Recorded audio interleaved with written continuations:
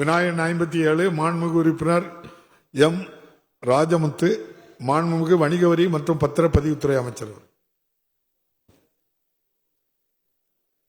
மாண்புமிகு பேரவைத் தலைவர் அவர்களே, சேலம் கிழக்கு பதிவு மாவட்டம் தாதகாப்பட்டி சார்பு அலுவலகத்திலிருந்து கெஜக்கால் நாயக்கன்பட்டி கிராமம் மற்றும் அதனை சுற்றியுள்ள கிராமங்களை பிரித்து புதியதாக கெஜக்கல் நாயக்கன்பட்டியிலே ஒரு சார்பதிவு அலுவலகத்தை உருவாக்கினார்.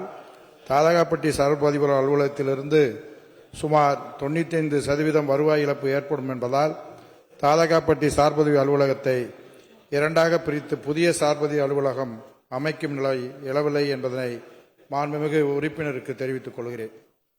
மாண்புமிகு உறுப்பினர் ராஜமுத்து. மாண்புமிகு பேரவைத் தலைவர் அவர்களே, எங்கள் பொதுச் செயலாளர் எடப்பாடி அவர்களை வணங்கி, அமைச்சர் சொல்லும்போது இடம் இருக்குது அமைச்சரே, இடம் நாங்கள் தேர்வு செய்து கொடுக்கிறோம். ஏனென்று கேட்டால் அது தாதகாப்பட்டி ரெஜிஸ்டர் ஆபீஸில் எங்களுடைய சட்டமன்ற தொகுதிக்கு உட்பட்ட கம்மாலப்பட்டி பகுதியிலிருந்து இந்த ரெஜிஸ்டர் ஆபீஸ் வரணும்னா கிட்டத்தட்ட ஒரு 35 கிலோமீட்டர் தூரம் வரணும். அதனால் பிரித்து கெஜல்நாயக்கப்பட்டியிலோ அல்லது படமரத்துப்பட்டியிலோ நீங்கள் கொடுத்தீங்கன்னா நல்லாயிருக்கும். இடம் நாங்கள் தேர்வு செஞ்சு கொடுக்குறோம், இடம் தேர்வு செஞ்சு கொடுக்குறது ரெடியாக இருக்கிறோம். இல்லை இடம் தேர்வு செஞ்சு கொடுத்து கட்டி கொடுத்தா மக்களுக்கு கொஞ்சம் ஏதுவாக இருக்கும். மக்களுடைய சிரமத்தை குறைக்கிறதுக்காக தான் அந்த ஆபீஸை பிரித்து கேட்குறோம். இந்த ஆபீஸை எங்களுடைய அண்ணன் எடப்பாடியார் அவர்கள் முதலமைச்சர் இருந்த நேரத்தில் தான் ஒருங்கிணைந்த தாதகாப்பட்டி, அம்மாப்பேட்டை, அயோத்தியப்பட்டினம் 3க்கு நீண்ட காலமாக வாடகை கட்டிடத்தில் இயங்கிக் கொண்டிருந்த அலுவலகத்தை சொந்த கட்டிடமாக கட்டி கொடுத்தவர் எங்களுடைய கழக பொதுச் எடப்பாடி அவர்கள் முதல்வர் இருந்த பொழுதுதான் கட்டி கொடுத்தார். அதை பிரித்து கொடுக்க மக்கள் பயனுக்காக தான் கேட்கிறேன். பிரித்து கொடுக்கறதுக்கு இடம் நாங்கள் தயாராக இருக்கிறோம். அதனால் பிரித்து கட்டி கொடுத்தால் மக்களுக்கு ஏதுவாக இருக்கும் என்பதை அமைச்சர் அவர்களை கேட்டுக்கொள்கிறேன். மாண்புமிகு அமைச்சர். மாண்புமிகு பேரவைத் தலைவர் அவர்களே, தாதகாப்பட்டி சார்பதி அலுவலகம் 1/6/1982 முதல் தாதகாப்பட்டி வருவாய் கிராமத்தில் வாடகை கட்டடத்தில் செயல்பட்டு வந்தது. கடந்த அதிமுக ஆட்சி காலத்தில் சேலம் கிழக்கு 1 இணை சார்பதி அலுவலகம் எல்லைக்கு உட்பட்ட அம்மாப்பேட்டை ரூரல் கிராம பகுதியில் ரூபாய் 2.74 கோடியில் கட்டப்பட்ட ஒருங்கிணைந்த பதிவுத்துறை அலுவலக வளாகத்தில் சேலம் மண்டல பதிவுத்துறை துணைத் தலைவர் அலுவலகம், சேலம் கிழக்கு மாவட்ட பதிவாளர் அலுவலகம், சேலம் கிழக்கு 1 இணை சார்பதிவு அலுவலகம், அயோத்திப்பட்டினம் மற்றும் தாதகாப்பட்டி ஆகிய அலுவலகங்கள் 19/11/2020 முதல் இயங்கி வருகிறது.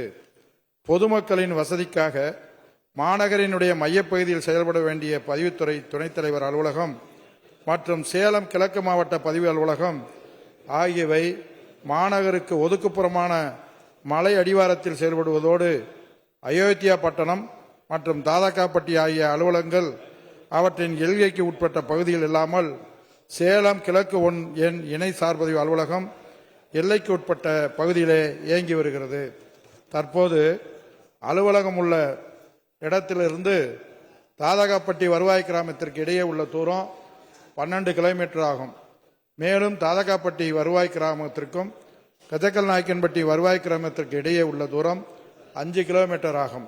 எனவே தாதகாப்பட்டி சார்பதிவு அலுவலகம் எல்லைக்கு உட்பட்ட அனைத்து கிராம பொதுமக்களின் வசதிக்காக அவர்கள் பயன்பெறும் வகையில் தாதகாப்பட்டி வருவாய் கிராமத்திலே பதிவு அலுவலகம் கட்டுவதற்கு தேவையான இடம் மாவட்ட ஆட்சியர் அவர்கள் மூலம் தேர்வு செய்யப்பட்டு மாண்புமிகு முதலமைச்சர் அவர்களின் மேலான கவனத்திற்கு கொண்டு செல்லப்பட்டு கட்டடம் கட்ட உடனடியாக நடவடிக்கை எடுக்கப்படும் என்பதனை மாண்புமிகு உறுப்பினர் தெரிவித்துக் கொள்கிறேன். மாண்புமிகு உறுப்பினர் ராஜமுத்து. மாண்புமிகு பேரவைத் தலைவர் அவர்களே, கட்டடம் கட்டி கொடுக்கிறேன் என்று அமைச்சர் சொல்றீர்கள். அதை உடனடியாக கட்டி மக்கள் பயன்பாட்டுக்கு கொண்டு வந்தால் நன்றாக இருக்கும். அதே போல எங்களுடைய ஆட்சி காலத்தில் அண்ணன் எடப்பாடியார் அவர்கள் முதல்வராக இருந்த பொழுது கைட்லைன் வேல்யூ மதிப்பீடு 33% குறைத்தார்கள்.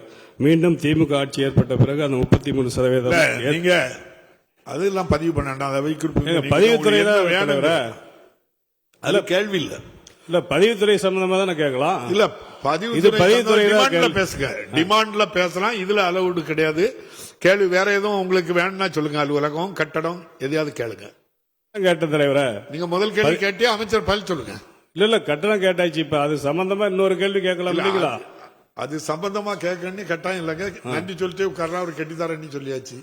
சரி, கேள்வி நேரத்தில் எதை பயன்படுத்துறோமோ அதோட நம்ம. அதே போல மாண்புமிகு அமைச்சர் அவர்களுக்கு இந்த விவசாய நிலங்கள்லாம் பதிவு பண்ணக்குள்ள 2 ஏக்கர் 3 ஏக்கர் விவசாயிகள் வைத்திருந்தால் அதை 5 சென்ட். தம்பி, மாண்புமிகு உறுப்பினர், அவங்க கேள்விக்கு பதில் இருந்தா அமைச்சர் சொல்லுங்க. முதல்ல அவங்க கேள்வி கேட்டாங்க. இல்ல, முதல்ல கேள்வி கேட்ட ரெண்டாவது கேள்வி ஒரு துணை கேள்வி கேட்கலாம்ல தலைவர். அதே டிபார்ட்மெண்ட் துணை கேள்வி அதுக்கு சம்பந்தமாட்டு கேட்கணும். அதுக்கு சம்பந்தம் தான் தலைவரா. கேளுங்க. பதிவுத்துறை சம்பந்தமா தான் கேட்கறாங்க. வேல்யூ அதிகமா இருக்குது, மக்களுக்கு சிரமமா இருக்குது, வேல்யூ குறைங்கன்னு அமைச்சரை கேட்கறாங்க. கேளுங்க. அல்ல, எங்களுடைய ஆட்சி காலத்தில் அண்ணன் எடப்பாடியார் முதல்வராக இருந்த பொழுது கைட்லைன் வேல்யூ 33% குறைத்தார்கள். நீங்கள் ஆட்சிக்கு வந்த பிறகு அந்த 33% ஏற்றிவிட்டார்கள். மக்கள் சிரமப்படுகிறார்கள். அதே போல விவசாய நிலங்கள் 2 ஏக்கர் 1 ஏக்கர் வைத்திருந்தால் அதை 5 சென்ட் 10 சென்டாக பிரித்து கிரயம் செய்த பொழுது அந்த விவசாய நில மதிப்பீடாக கிரயம் செய்து கொடுக்க வேண்டும். ஆனால் சார்பதிவார் என்ன சொல்கிறார்கள் என்றால் அதை மனைநில மதிப்பு போடுங்கள் என்று சொல்கிறார்கள். அந்த மனைநில மதிப்பு போடக்குள்ள மக்கள் சிரமப்படுகிறார்கள். அந்த விவசாய நிலம் 5 சென்ட் 10 சென்ட் எதுக்காகனா ஒரு மருத்துவ செலவுக்கோ கல்வி செலவுக்காக தான் அதை பிரிச்சு கிரையம் பண்றாங்க. அதை கிரையம் பண்ணும் பொழுது அந்த விவசாய நில மதிப்பீடாவே பண்ணாம மக்களுக்கு நல்லா இருக்கும். ஆனா நீங்க சொல்றது என்னன்னா அந்த அரசு மதிப்பீட்டு இது மனு நிலமா போட்டு பண்ண சொல்றதுனால மக்களுக்கு சிரமமா இருக்குது.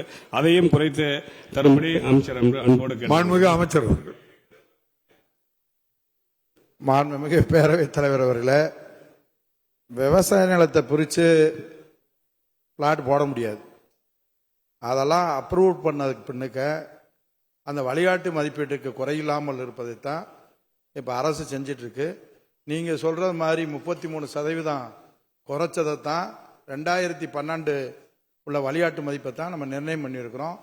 அதில் நகர்ப்பகுதியில் இருக்கக்கூடிய பகுதியில் மினிமம் எவ்வளவுன்னு ஃபிக்சேஷன் பண்ணியிருக்கோமே ஒழிய, அதே சமயத்தில் கிராம உன்னத்தமாக இருக்கக்கூடிய பகுதியில் அது 3 சென்டாக இருந்தாலும் சரி 5 சென்டாக இருந்தாலும் சரி பொதுமக்கள் வசதிக்காக அது பதிவு செய்யப்படுகிறது. அதில் எந்த மாற்றமும் இல்லை. அதனால சும்மா விவசாய நிலத்தை போய் 50 சென்டா பிரிச்சுக்கிட்டு 25 சென்டா பதிஞ்சு இதை பதிங்கன்னு சொன்னால் பத்திர ஆஃபீஸில் பதிய மாட்டாங்க. அதுக்கு சட்டத்திட்டத்துக்கு உட்பட்டு தான் பதிய முடியும். செய்திகளை உடனுக்குடனும் துல்லியமாகவும் தெரிந்து கொள்ள சப்ஸ்கிரைப் பண்ணுங்க.